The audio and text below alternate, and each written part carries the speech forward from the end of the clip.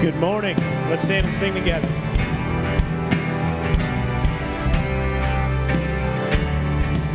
Seek him now, the King of heaven, Son of God, enthroned above. Heavy cross upon his shoulders, carried for us, carried for us. Seek him now, our King surrendered, final word of perfect love.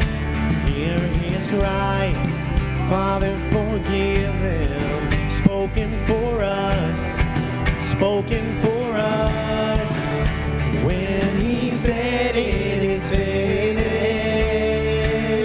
oh, our hope had just begun.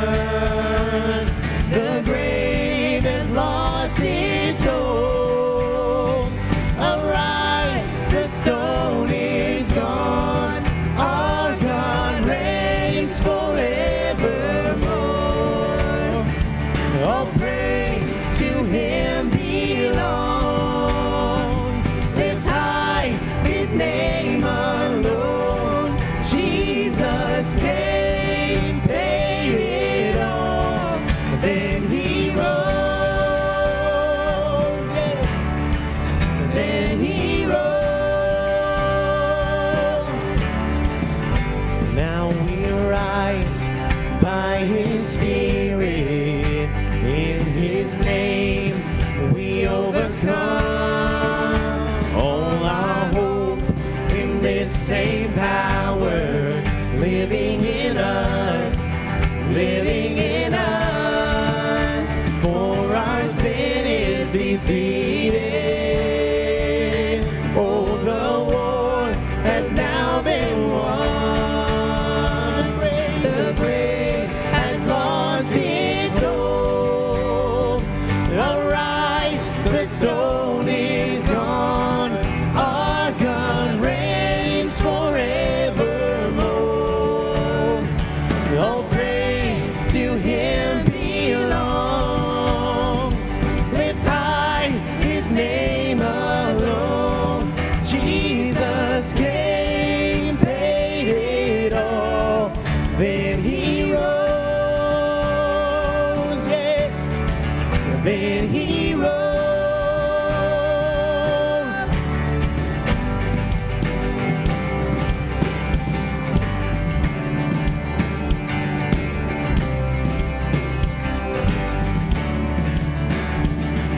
In death, lay your weapons down, sin. You're defeated now. The stone is rolled away. Our God reigns. Crown him with many crowns soon. Every knee will bow. The stone is rolled away. Our God reigns. Yeah, death, lay your weapons down and sin. You're defeated now. The stone is rolled away. Our God reigns. Crown him with many crowns soon. Every knee will bow. The stone is rolled away. Our God reigns. Yeah. The grave has lost its hold. Arise, the stone is gone. Our God reigns forevermore. All praise to him belongs. Lift high his name alone. Jesus came, paid it all. Then he rose, yes. Then he rose.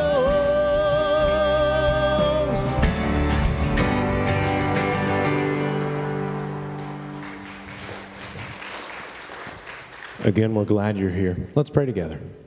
God, you are good, and we thank you that Jesus didn't just stay in the grave, but he rose and has brought us to new life. So God, we don't celebrate us, we celebrate him because his victory is essential. And so God, we thank you for who you are and what you've done and for inviting us into your amazing redemption story. So this morning, my prayer is that you will grow us, you will shape us to be the kind of people we need to be to bring people to know you, because that's the most important thing. And God, I thank you for your love most of all. I pray in Jesus' name.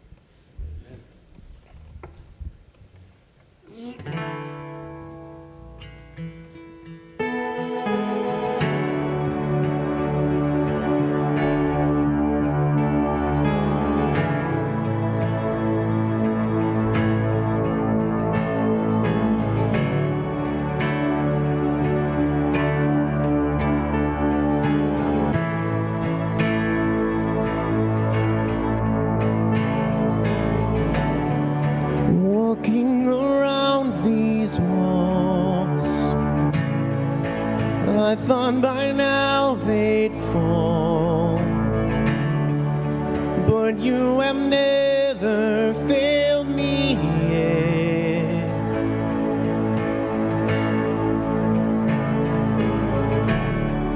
Waiting for change to come,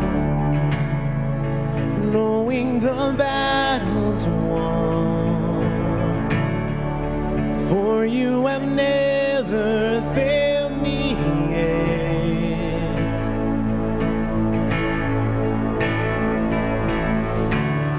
Your promise still stands, great is your faithfulness, faithfulness.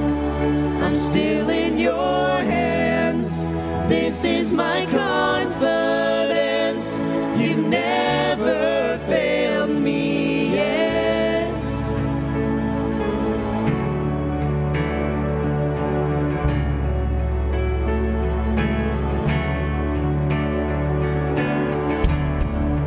I know the night won't last, your word will come to pass. My heart will sing your praise again.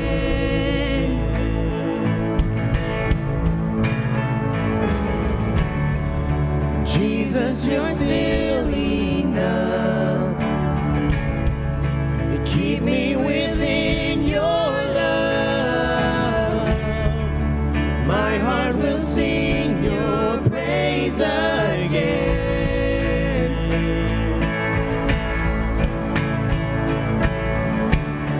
Your promise still stands, great is your faithfulness, faithfulness. I'm still in your hands, this is my confidence, you never fail. Your promise still stands, great is your faithfulness, faithfulness.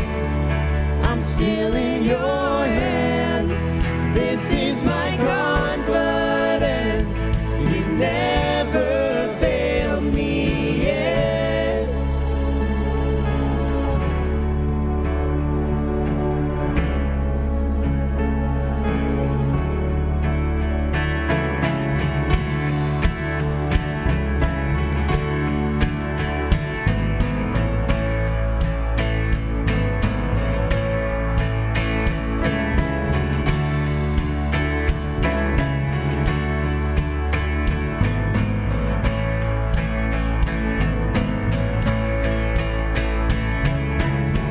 I've seen you move the mountains, and I believe I'll see you do it again. You made a way when there was no way, and I believe I'll see you do it again. I've seen you move the mountains, and I believe I'll see you do it again. You made a way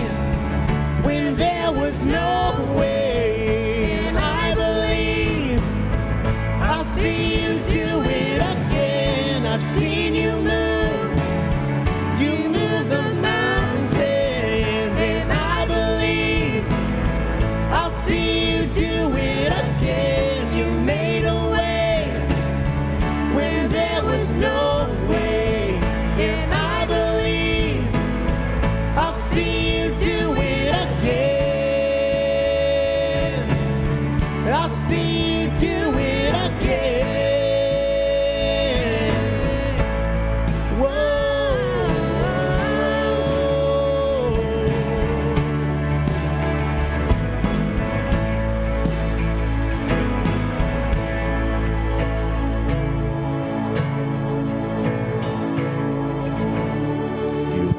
Still stands.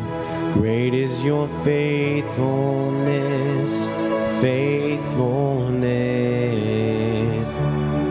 I'm still in your hands. This is my confidence. You never fail. Your promise still stands. Great is your faithfulness, faithfulness. I'm still in your hands. This is my confidence. You never fail me yet.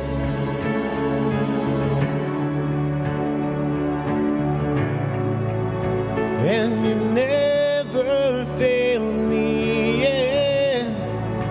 And I never will forget that you never fail.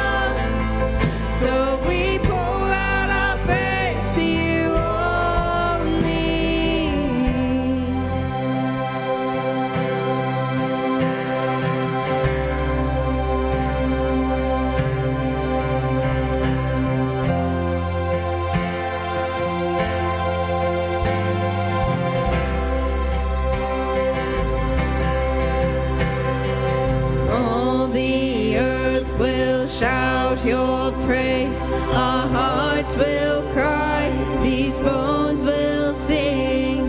Great are you, Lord.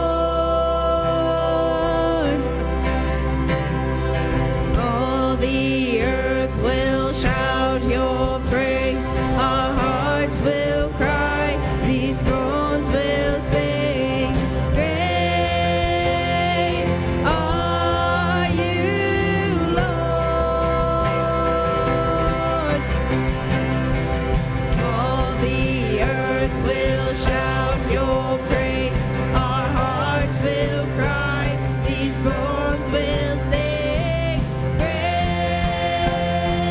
are you, Lord.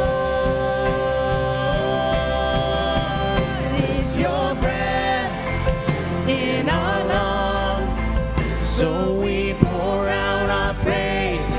We pour out our praise. It's your breath in our lungs. So we pour out our praise to you only. It's your breath in our lungs. So we pour out our praise. We pour out our praise. It's your breath in our lungs. So we pour out our praise to you only. Great are you, Lord.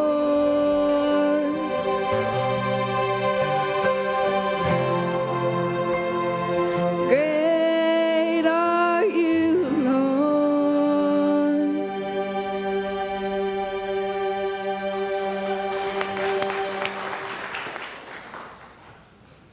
If you're joining us online, welcome. I'm glad you are. You might want to get your Old Testaments out and turn to the book of Daniel, the 2nd chapter. If you're here, you've got that part of the Old Testament printed out for you in your bulletins. And on the other side, there's a place for notes.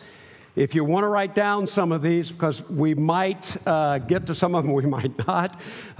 Some of these passages that we're going to try to correlate to what's going on in Daniel's 2nd chapter will be found in Acts chapter 1, Acts chapter 2, and Colossians chapter 1. Acts 1, Acts 2, Colossians 1, with probably some reference to some other places, because it's just a huge, huge thing. In fact, let me just warn you right up front. There are the story we're going to be looking at today has 3 major characters. These 3 main characters are God, without a doubt, but often overlooked in this story. God, and then a king by the name of Nebuchadnezzar, and then a prophet by the name of Daniel. 3 big lessons associated with the 3 major characters. But in rehearsing this, it took me 45 minutes to get through the very first lesson. So we're going to put off some of this till next week, and we'll just stop right in the middle of this. So consider this a lot of background, okay? So let's start about 2,624 years ago. 2,624 years ago, there was a young man by the name of Nebuchadnezzar. He was leading his army, the army of the Babylonians, and was pretty much conquering the world. He had just defeated the Assyrians, who were the world power before him. He defeated also Egypt, who from time to time in their region of the world demonstrated themselves as still a force to be reckoned with. But he dominated them all. And it was about this time after his conquest of the world that he's about this. You know a little bit about your history. Babylonian Empire had been around a long, long time. What is it? The Code of Hammurabi. There's a lot that we know about them, but just about every historian will tell you that the zenith, their glory days, would be under this one king, Nebuchadnezzar, and this is when he ascends to the throne. Right before ascending to the throne in these military campaigns, though, he did something very strategic. Every place he conquered, he didn't simply just conquer them so that they would start paying tribute and bring money to his kingdom. That's one of the reasons they became so incredibly wealthy. The wealth of the nations was coming to them. He didn't just take tribute. He went through and grabbed the smartest of the smart. He grabbed the people he saw the greatest potential in to bring the most accomplished, the most skilled, the wisest, smartest people that were alive on the planet. He wanted them all in Babylon. He wanted them there to further train them, but also to glean the benefit of all their learning and all their expertise, because he wanted Babylon to be the best it could possibly be.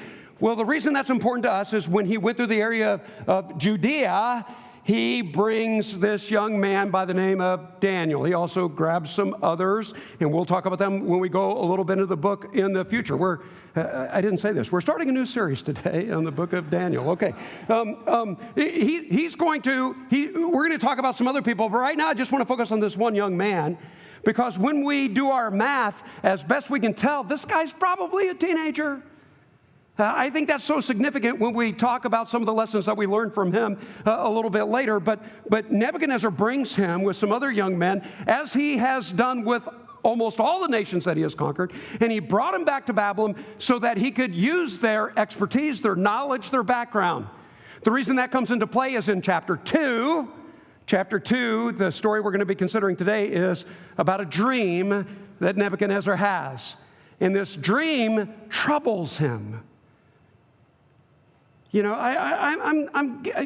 some people are more into dreams than other people. Some people want to tell everybody else about, this dream I had last night and all this stuff. But most of us, makes a little impact. Every now and then you have one of those dreams that bothers you all morning long, and you have to shake out of it. But it's pretty rare that you wake up in the cold sweat and that for days, that dream is just so bothering you. But that's the kind of impact this has on King Nebuchadnezzar. He is so in turmoil over this dream. He really wants to know what it means. So he turns to these guys he's collected, right? Turns to the wise men of Babylon, and he says, I want you to tell me about my dream. I want you to tell me what it means.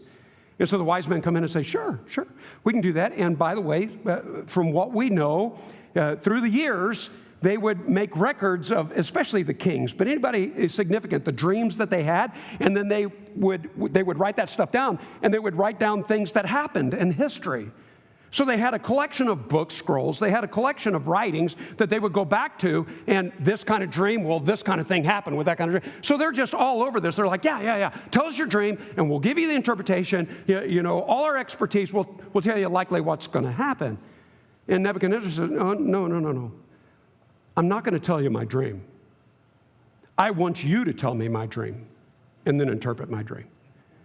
And now, I want you to get what Nebuchadnezzar is doing here, because I'm not so sure he gets the full impact of this, but it's one of the things that God, through Daniel, is really going to seize on later. Whether he realized it or not, he was taking the situation and moving it out of the human realm and moving it into the realm of God. In fact, that's what his wise men tell him. The wise men tell him, listen, nobody's ever set a standard that high. Nobody ever raised the bar that high. That's impossible. Here's what the wise men said, only the gods know such things. Right? Nebuchadnezzar says, you're just arguing with me for time. He says, I've had enough of this. If you guys can't give me my dream and then the interpretation of my dream, I'm going to rip you limb from limb. I'm going to devastate your homes. Why? Because when you're gone, you're going to have no good thoughts of, well, at least my family's going to be taken care of. No, I'm getting rid of it all. Nebuchadnezzar's really mad. But what Nebuchadnezzar has done is, in essence, said this: I do not want an educated guess. I do not want the best that man can come up with.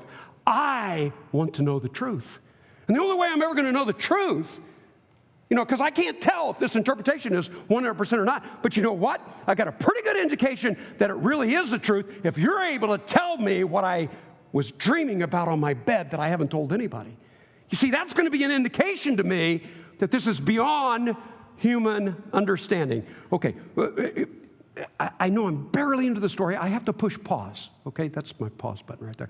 I'm going to push pause for a second, because to me, this is just a great example of where a lot of people will say, a lot of the Bible, and especially Ten Commandments, things like that, great stuff, but I got problems with parts of the Bible, right? You start talking about some of these miracles, and usually it's not this. This just gives me an opportunity to talk about this. Usually it's not so much dreams. Usually it's a fish swallowing somebody, and then 3 days later belching them up on the ground so they can get back to God. Or the big one, stopping the sun in the middle of the sky. Oh boy, eyes roll with that one. It's kind of, come on. Yeah, what I mean? I like a lot of the Bible, but when they throw in stories like that, it's kind of like, I just have a real hard time with that. I'm pausing for a reason. You take that part out of the Bible, you have ruined the Bible. Listen, the whole message of the Bible does not make consistent sense unless you leave in a dimension that goes beyond our dimension. I mean, from the very first verse of the Bible, I like the way Bob Russell used to say this. You know, in the beginning, God created the heavens and the earth. If you get verse number 1, then you got no problem with the rest of the Bible. But if you can't get verse number 1, you're going to have a problem with everything else God says. Either there is a God, and by definition, what we're talking about is that which is super, above, beyond us.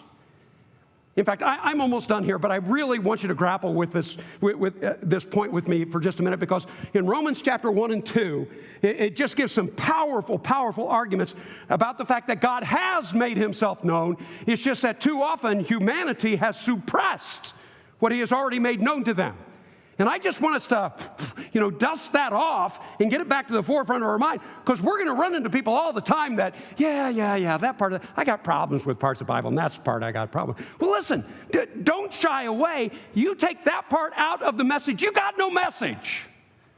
Listen, Jesus said it this way: if I don't rise from the dead, if I don't do something miraculous like that, the sign of Jonah, then you can discard my whole message. The point he was making is, if there's no dimension beyond this dimension, let's go home. It is not worth it.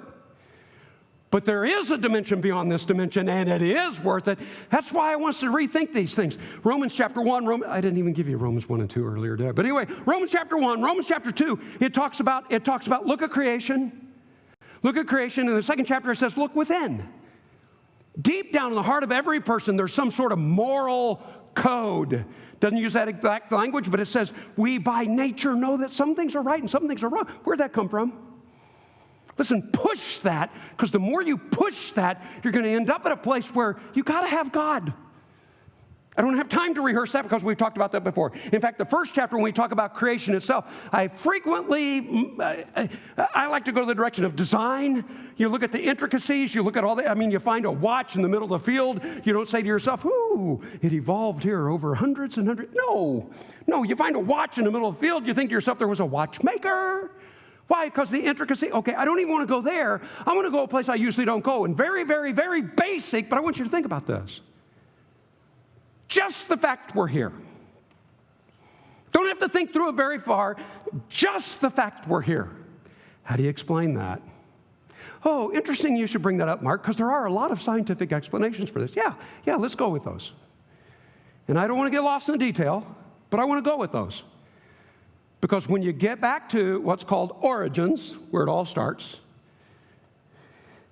all science turns into hypothetical situations and just theories. And I'm okay with that. Let's go with that. Go back. And some people, it's going to take a long time to make them go back because they don't have just this universe. They have multiple universes you have to go through. Well, be patient, take a breath, and say, okay, keep going. Whatever it is that you actually think is a good explanation for all that is, how do you explain this? Eventually, you cannot have an infinite regress. Eventually, you're going to wind up at something called origin. Where'd it start? Everybody, and folks, I'm honest, atheist, theist, religious beliefs of different bents, you're going to run into the exact same hurdles, and here they are. To explain things unlike anything that we observe in this universe to explain this universe. Because everything in this universe has to have a cause. And what caused that? And what caused that? And what caused that? You're finally going to get back to the point where you have to have an uncaused cause. And that uncaused cause has to be qualitatively different from what we observe in this universe, and has to have sufficient power to explain what we have in this universe. Uncaused cause, different from everything we observe, with enough power to explain everything in this universe. Sounds a lot like God to me. I'm just telling you, instead of shying away, maybe I'm extra sensitive to this because I've been reading articles recently, and a lot of you are at fault for this because you constantly send me these emails and these articles and these podcasts about people who have stepped away from the faith. And time again, people who step away from the faith, when they do that publicly, they'll say things like, yeah, I started asking questions, and nobody wanted me to ask questions. Listen, as your preacher, I want you to know, I want you to ask questions. It's all fair game. Do you realize Christianity is the only world religion that says, ask away? Because the more you look, the more you find. If you really, honestly are going to study this, you're going to come to the same conclusion. There has to be a dimension beyond this dimension. Has to be. And God's the explanation. God's the best explanation for that. Okay, I took way too long. I want to come back to my story, but this is the first point, the God dimension. You got to see this in everything, but especially in this story. Okay, I just pushed play. Where are we? He has this dream, and he's not even going to tell people what the dream is about, right? But he wants the interpretation. So he's so mad at all the wise men in Babylon that he's going to have them killed. So he sends his army out, his soldiers. They're going to kill all the guys. Well, that means Daniel, because he's in training at this point, but he's going to be one of the people that's put to death. So when the soldiers get there to kill Daniel, Daniel's like, why are you killing us? And he tells them what the king had happened. Nobody can explain his dream. He said, well, wait a minute. He said, let me pray about this. He gets some of his Jewish friends to pray with him, and God reveals the dream to him. So he says to the guard, listen, you don't have to kill any of the wise men. Just tell the king, I've got the answer to his dream. So they bring Daniel back into the presence of Nebuchadnezzar. And this is the point of the story that, honestly, in Daniel's 2nd chapter, as a kid, when I was reading this always bothered me, because the first words out of his mouth, Nebuchadnezzar's already mad. He already wanted to kill all the wise men. And he says, do you know the meaning of my dream? And Daniel says, no. And I'm like, did you have to start with no? Right? But he's making a point, and this is the point that I don't want us to miss, that I'm trying to really emphasize this morning, and that's this. No person can do this, king. You've set the bar too high, but there is a God. And he has revealed to me what your dream is and the meaning of your dream. Well, how are you going to prove that? Well, let me tell you what your dream was, and here's what the dream was. He said, while you're on your bed, he said, you saw this image, huge image, a head of gold. The shoulders were of silver. The torso was of bronze, the upper legs. And then the legs, the lower part of the legs, were iron. And then eventually, as they went into the feet and the toes, it was iron mixed with clay. And then while you were looking at this impressive image, there was a stone cut without hands. What does that mean? It means no humans involved. It's a God thing. A stone cut without hands. And the stone comes along and rolls into this image, and it devastates the image. In fact, the dust, like dust in the wind, it's all just totally gone. And then that stone, during the time of the iron legs, which crashed the entire image, grows into a mountain so great that it covers the entire planet. And Nebuchadnezzar, I'm sure at that point, closing his mouth like, that's it. Okay, what does it mean? And he says, here's the meaning of the dream. God is telling you what's going to happen. Whoa. You talk about more evidences for God. Boy, the very fact that he's interpreting this dream. Here's the interpretation of the dream. He says, you, O king, are the head of gold. There's never been a kingdom like your kingdom. And I tell you, you look at this, the world had never seen anything like the Babylonian Empire. We'll probably have opportunities to talk about this in future weeks, but fairly represented by the head of gold. He said, following you, there's going to be another kingdom. They're going to be the next world power, and they're going to take over from you. Their glory is not going to be as great as your glory. That's why they're represented by the silver. Later on in the book of Daniel, he's actually going to tell them what kingdoms are going to come and replace his kingdom. It's going to be the kingdoms of the Medes and the Persians. History bears that out. After the Medes and the Persians, there's going to be another kingdom, and Daniel, a little bit later in the book of Daniel, actually tells us what that kingdom is. It's the kingdom of Greece. You know what? History bears that out. After the Babylonians, you get the Medes and the Persians. After the Medes and the Persians, then it's Greece. After Greece, fairly represented by the legs of iron, because it says just like iron crushes everything, there's going to be a kingdom that just crushes all opposition. And that's a great description of what Rome did to the world. And the Roman Empire, that's the empire that follows Greece. But here's the interesting thing. It's not that Rome is followed by another world power. If you've read anything about the fall of Rome, it's a fuzzy thing. Why? Because it wasn't just one decisive loss. Rome deteriorated from within. It's like iron that turns to iron mixed with clay. You talk about a perfect picture of what's coming. But here's where it really gets good. He says, during the time of that kingdom, there's going to be something established by God, cut without hands. It's a God thing. And this God thing's going to come along, and it's going to be greater than any kingdom the world has ever known. It's going to devastate all opposition, and it will grow and spread over the entire globe. Folks, I want you to see how this was fulfilled. When Jesus came during the Roman Empire, there was a forerunner that God set ahead of time. His name was John the Baptist. John the Baptist went about preaching the kingdom of God is at hand. In other words, God's doing something, getting ready to do something in our days. When Jesus started his ministry, he sent out the 12 on missions, and he said, here's what I want you to preach. The kingdom of heaven is at hand. God's getting ready to start something. He turns to his followers after he completed his mission. He said, I want you to stay in Jerusalem till power comes on you, till God starts this thing going. And then once he comes upon you, I want you to be my witnesses here, first of all in Jerusalem, then Judea, then Samaria. Then I want you to go all over the world. So after hearing that, they waited there in Jerusalem. And while they're waiting there in Jerusalem, a terrific thing happens, and it's recorded in Acts, the 2nd chapter. There's this noise they hear, and this noise comes from above. And then they see this huge fire. And this fire separates into 12 different segments. I know, we're going back with the supernatural again. Here you go. It's 12 different segments, and this 12 segments of this fire are hovering over 12 people. I don't know about you. I'm there that day. I'm thinking, I want to see what's going on, right? You see these people with fire over their head, and they start talking. And when they talk, and it actually lists all the different nationalities that were present that day, and it said everybody from different nations heard it in their own tongue. It's like the guy from Korea hearing it in Korean. It's like the guy from France hearing it in French. It's like the guy from Germany hearing it in German. It's like the English person hearing it in English. And they all know, I'm hearing this in my native tongue, and I know you hear it in your native tongue. How? He's only speaking in one language. How can we hear it in all different languages? You cannot explain that. And that is the point. This is a God thing. And what happened that day, people who understood it was a God thing said, I've got to be part of this. And it says in Acts chapter 2, verse 41, 3,000 people were baptized. They joined. How'd they do that? They were baptized into that group. What does it say in Colossians chapter 1, verse 13? When you are baptized into Christ, you are delivered from, here's what it says, the domain of darkness and brought into the kingdom of his son. You know what started that day? The church. That's right. You know how else you could say it? God's kingdom started that day. And what happened once it started? I'll tell you what happened. They went out and they told everybody else about it. And so it wasn't just in Jerusalem, it was Judea, Samaria, the remote parts of the earth. In fact, in Thessalonica, over in Acts, the 17th chapter, the people there said, these people who have turned the world upside down, they're in our town too, and they're having the same impact.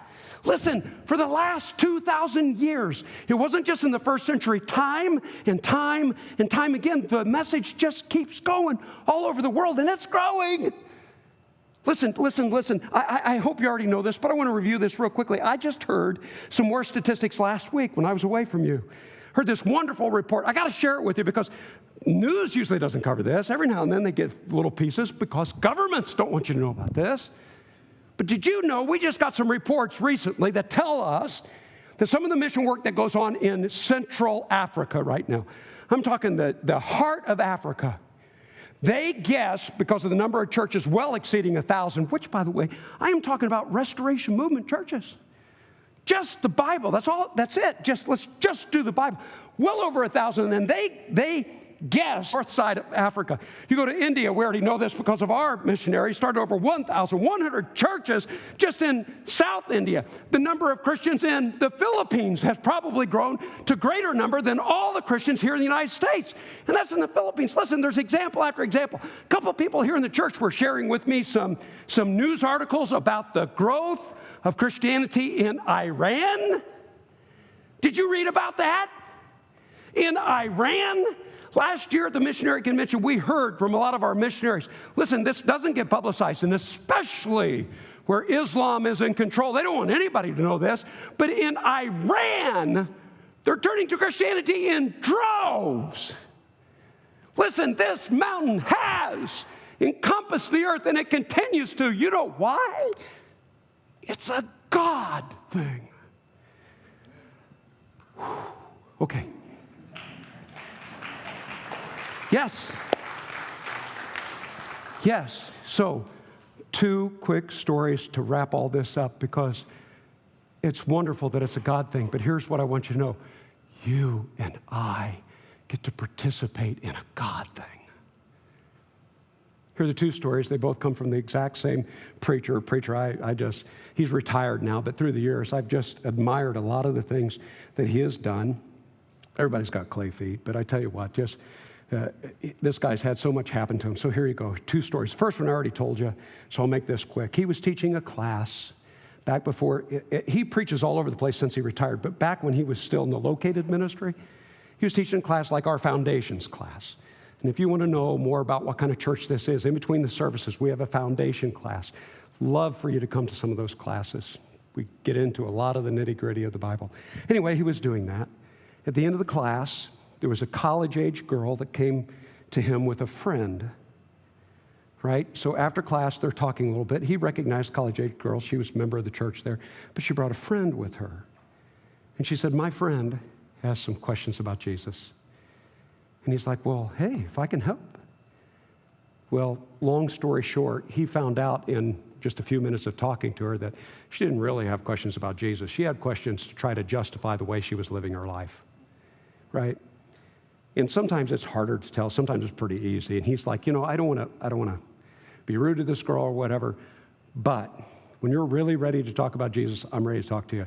Here's some stuff that I think, and he gave her some suggested books that she could read if she's honestly seeking. Here you go.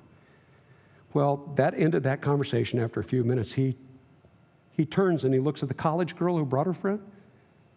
First time he notices, she's got tears coming down her cheeks. And she apologizes for crying, and she said, I just so wanted her to become a Christian. I don't know if she cried on a daily basis. I don't know this girl. But I do know I've seen bald, big biker dudes cry at a baptism. Can I explain that to you? Because we get it. This is not you're joining our club, you're part of our group. No, you just made a God decision that's bigger than this life. Here's the last story, same preacher. This is after he retired. He and his wife received an invitation to come over to somebody's house. They hadn't seen this person a long time because he's no longer preaching in that church. And it's a name of somebody that was going to that church a long, long time ago. He's kind of scratchy. He said, oh, yeah, I think I remember them. Received an invitation to come over and have a meal with them around Christmas season. And so he's like, he talks to his wife and says, hey, we've got nothing going on. It was nice of them to, but let's stop by for a little bit. They asked us to stop by. Let's stop by. And so they went, close to the Christmas season. I don't know how many days in advance, but they go. And when they ring the doorbell, the guy who opens the door, they kind of recognize this guy. He's one of the guys who used to go to the church that he preached for. And he introduced his wife to them. And he said, and here's my sister, and here's my other sister. So it's a man and his wife, and his two sisters, their husbands, and all their kids, 19 kids, right? So you got 3 siblings with all the children, 19 children, 3 couples. And the preacher and his wife quickly, which is not like the other. This is obviously a family thing. Why did they invite us to their family Christmas thing, And they felt honored, this is kind of nice. And all the kids were running around playing. It was really great. And they said, it's time to eat. And boy, they had this big spread and everything. But before they started to eat, they pulled out 2 chairs and they asked the preacher and his wife to sit down there. And they said, you're probably wondering why we asked you to our family Christmas get together. And he's like, well, yeah, it's not like a whole bunch of people from the church. We're the only ones not part of your family. Well, I'd like to explain. And one of the sisters started first. I guess the oldest sister. She said, our parents, we were all quite young, were going through a divorce. It was a terribly messy thing. It was a really dark time in all of our lives. We weren't brought up in the church, never really thought about the Lord. We were just suffering. And she said, there was an older woman, middle-aged woman, that invited me to come to your church. I was searching for whatever I could find, some sort of hope. So I thought, why not? I came to church. She said, I learned so much about the Bible, I just kept wanting to come back, just something about it. I finally decided I'm going to become a Christian. I was baptized into Christ in your church.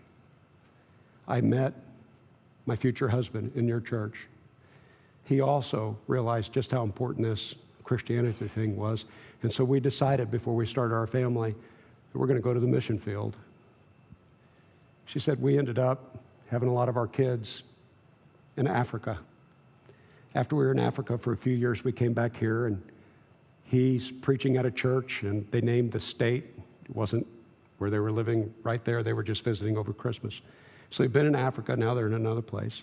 The next sister stood up and said, you know what? I started coming to your church because of my sister. After a while, got to me too. I knew I had to make a decision. I was baptized into Christ. And I was in the same situation. My husband and I, we had already had our children, but we had a lot of freedom because I was homeschooling. So we went to Papua New Guinea because we're both pretty good linguists, and we decided to translate the Bible so other people could read the Bible in their native tongue. So we spent so many years in Papua New Guinea. Then the son finally said, well, it's my turn. And he talked about because of his sisters, he became a Christian, was baptized in Christ. And he said he works on a college campus. He says it's very difficult, but he supports and is kind of involved in campus ministries there, trying to tell people about Jesus there. After each one of the siblings told their stories, then the older kids, not all the kids, but the older ones, old enough to make a decision, one by one, they came by, and it was kind of like the first one said, hi, my name's James. I got baptized July last year. Next one said, hey, my name's Amanda. I got baptized just a few weeks ago. Next one said, and just right on down the line. And I'm guessing there's probably not a dry eye there. He said, we just want to thank you for faithfully preaching the truth and telling us about God. But you know what hit that preacher? He said, all these people in the kingdom of God, because one middle-aged woman saw a young girl who's going through a difficult time and said, why don't you come to church with me?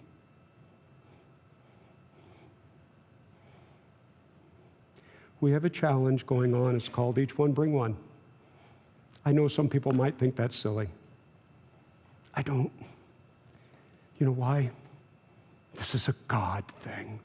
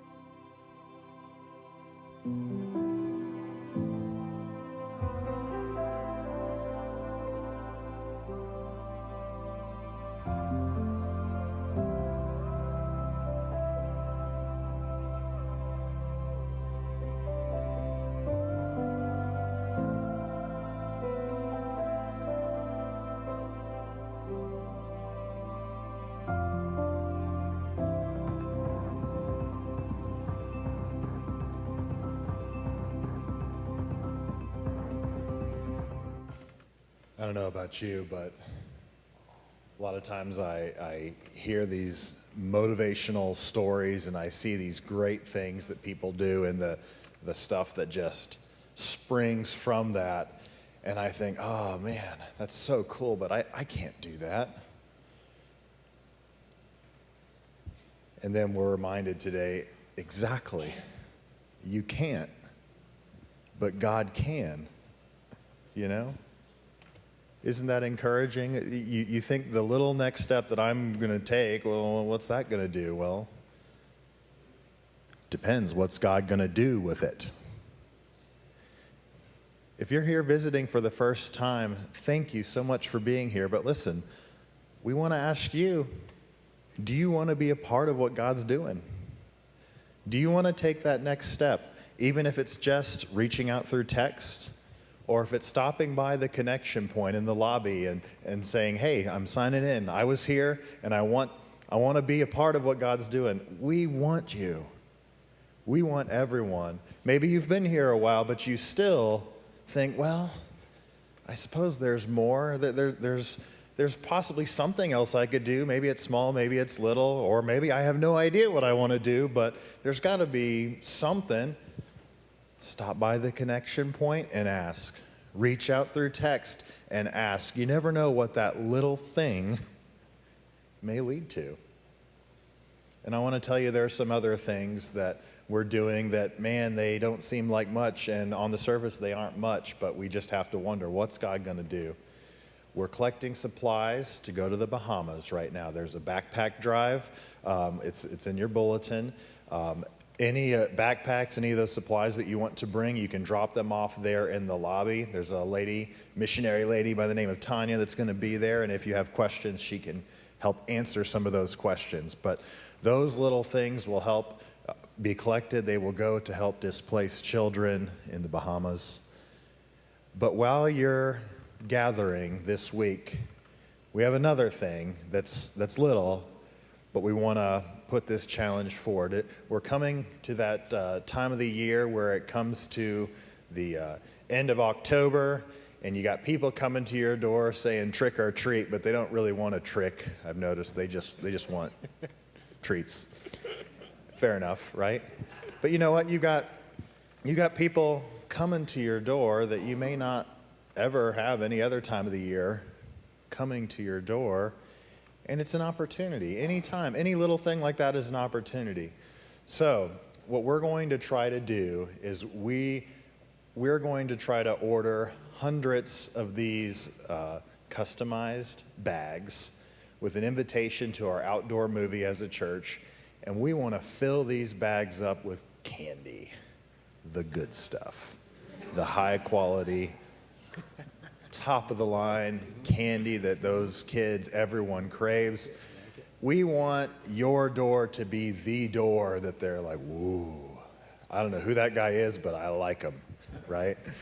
We want to leave that kind of impression on our community with not just a good impression, but an invitation to come and join us at an event that we're doing that's just fun. It's a very welcoming time, but it will help enable a pathway for people to take their next steps. And what are those next steps? Coming into a kingdom that is unstoppable, into a life that is a God thing, right? Would you all please stand and let's go to God in prayer. God, we are so awestruck. We are so honored to be a part of this massive, huge movement, this kingdom that you began and that you continue and that will never end. Thank you so much. And God, please remind us no part is too small. No thing is too insignificant. We've got work to do. The world needs to join this wonderful movement. It's in your Son's name we pray.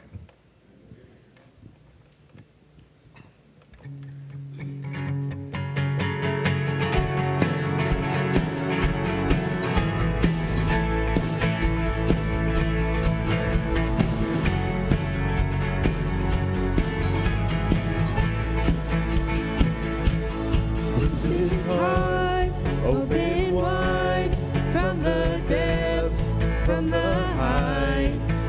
I will bring a sacrifice. With these hands lifted high, hear my song, hear my cry.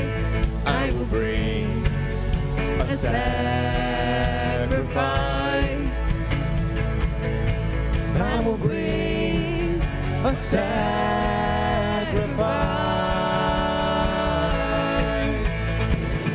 I lay me down, I'm not my own. I belong to you alone. Lay me down,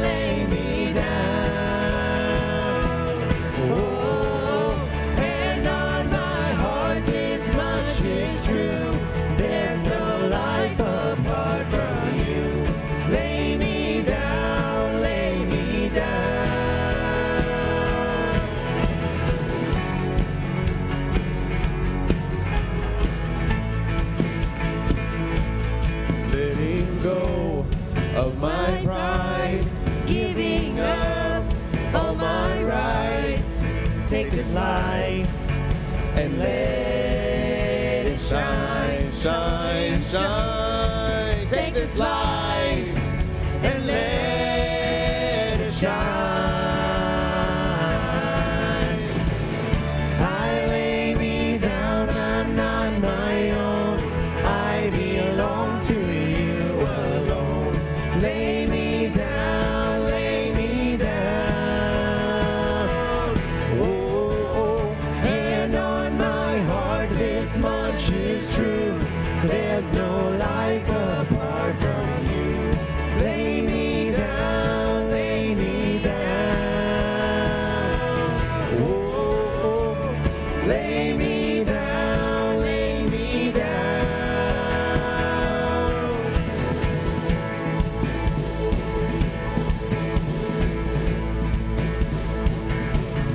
It will be my joy to say, your will, your way. It will be my joy to say, your will, your way. It will be my joy to say, your will, your way, always.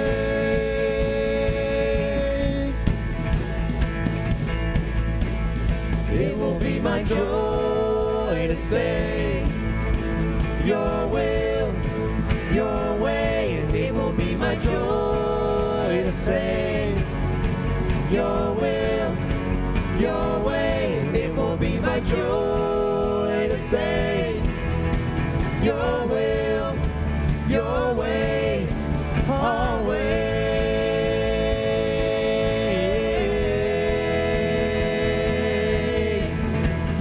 I lay me down, I'm not my own. I belong to you alone. Lay me down, lay me down. Oh, hand on my heart, this much is true. There's no life apart from you. Lay me down, lay me down. Oh, I lay me down, I'm not my own. I belong to you alone. Lay me down, lay me down.